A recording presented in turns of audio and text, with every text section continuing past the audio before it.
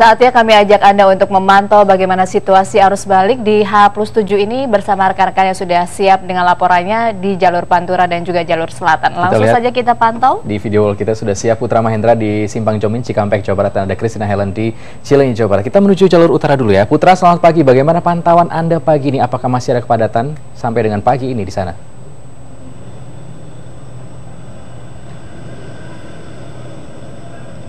Ya Putra. Ya, selamat pagi rekan-rekan di studio. Akhir Putri, saya masih berada di Simpang Jomin, Kabupaten Karawang, Jawa Barat.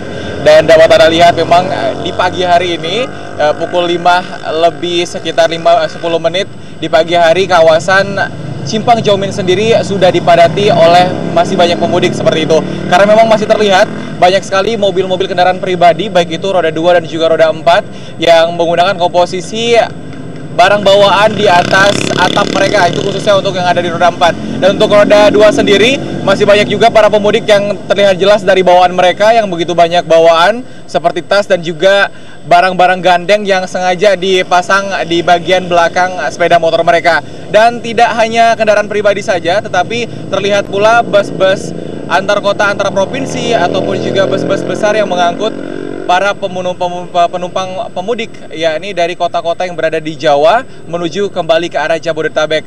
Kendaraan-kendaraan besar pun seperti mobil box juga sempat terlihat di kawasan ini. Dan untuk arus lalu lintas di kawasan Simpang Jomin sendiri saat ini untuk pertigaan Jomin yang menuju ke arah langsung ke gerbang tol Cikopo saat ini di pagi hari masih terpantau ramai lancar, tetapi tidak ada antrian sama sekali yang terjadi di depan pintu tol Cikopo seperti itu.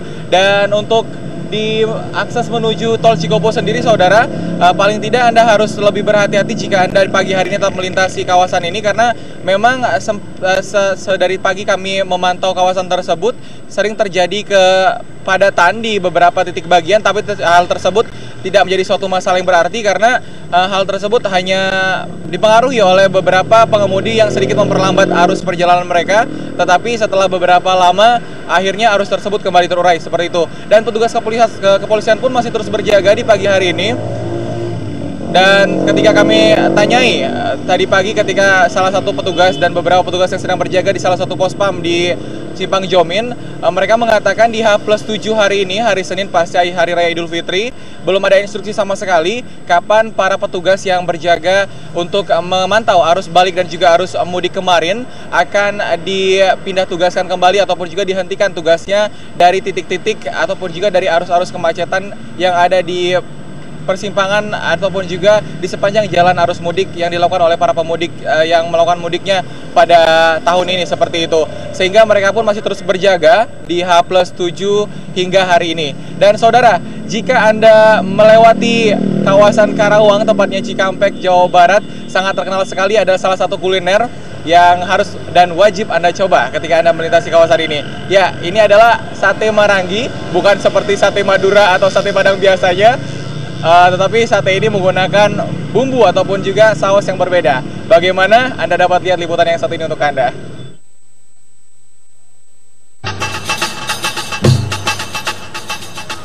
Lelah menghadapi kemacetan sepanjang jalan, beristirahat sejenak dan mengisi perut di warung sate Marangi bisa menjadi penawar penat.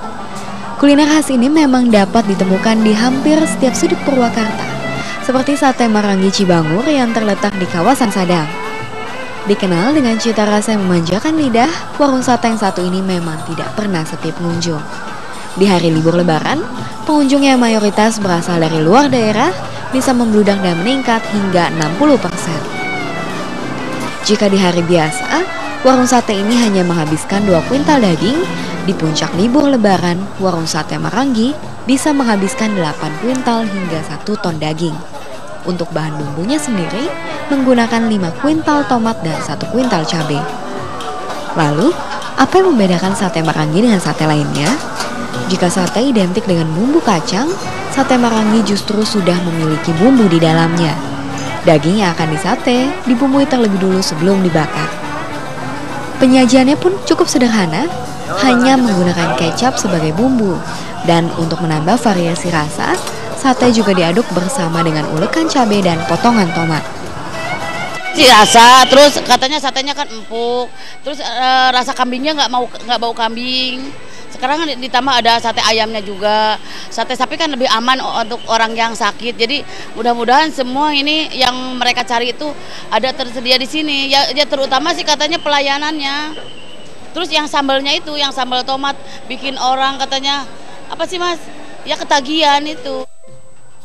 Meski sate Marangi identik dengan daging kambing, warung ini juga menyediakan daging sapi dan daging ayam untuk variasi. Cita rasanya yang khas membuat pengunjung tetap kembali ke tempat ini hanya untuk menyantap kuliner khas Purwakarta ini. Menurut saya yang paling favorit kayaknya es kelapa sama sate Maranginya. Kenapa sate Maranginya? Kayaknya ciri khas banget ya di sini gitu. Kita kalau tiap tahun ya pasti ke sini sama teman-teman aja semua gitu. Untuk rasanya sendiri gimana Bu? Enak banget.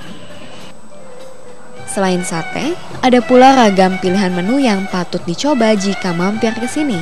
Mulai dari gurame bakar, ayam bakar, karedok hingga sop dan soto. Menu ini cocok dinikmati dengan segelas es kelapa muda andalan. Dagingnya ini memang empuk sekali dan merupakan perpaduan antara rasa gurih yang didapat dari daging sapi, ada rasa manis yang didapat dari kecapnya, kemudian ada rasa segar dan pedas yang didapat dari tomat dan cabenya. Gak heran kalau ternyata orang ini rela kembali setiap tahunnya hanya untuk mencicipi sate Marangi ini. Dan kuliner yang satu ini paling khas jika disajikan bersama sop iga kambing atau sop iga sapi.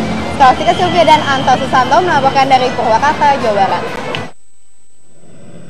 Ya, saudara, masih dari Simpang Joming, Karawang, Jawa Barat. Saat ini arus lalu lintas yang terpantau dari arah Jawa Tengah menuju ke arah Cikampek non-tol masih terpantau ramai lancar. Begitu juga yang mengambil akses langsung menuju ke arah tol Cikopo. Berbeda halnya dengan arah dari Jakarta menuju ke Pantura yang pagi hari ini masih terpantau lengang bahkan cenderung sepi seperti itu. Dan saudara, untuk Anda yang ingin berjaga-jaga atau bahkan hari ini masih berada di daerah asal Anda dan hari ini baru akan melakukan mudik balik Anda ke kawasan Jabodetabek, Anda tetap harus mewaspadai karena kita tidak pernah tahu jalur darat seperti apa dan treatment seperti apa yang diberlakukan oleh petugas kepolisian di daerah-daerah tersebut. Sehingga Anda pun harus memantau kondisi jalan bisa melalui sosial media ataupun juga Anda bisa memantau langsung menyaksikan siaran-siaran televisi yang disiarkan oleh televisi nasional ataupun juga televisi swasta di Indonesia. Dan salah satunya, saudara, saya akan mengajak Anda ke salah satu tempat yang juga diramaikan di arus balik ini seperti itu, khususnya di kawasan Cikampek. Bukan hanya pusat oleh-oleh yang dicari oleh para pemudik, tetapi juga ada pusat mainan yang banyak sekali ataupun juga dipadati oleh para pembeli. Salah satunya ini adalah pusat boneka, di mana di kawasan Cikampek ini banyak sekali para pemudik yang membawa anak-anak mereka untuk membeli boneka untuk buah hatinya. Bagaimana liputannya? Berikut untuk Anda.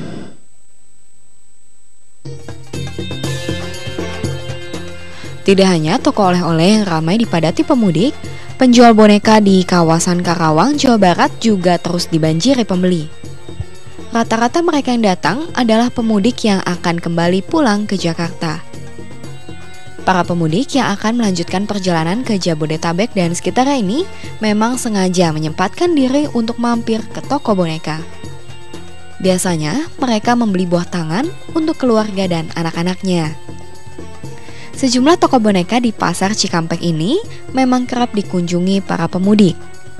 Dalam satu hari saja misalnya, para penjual dapat menjual boneka hingga 50 bahkan 100.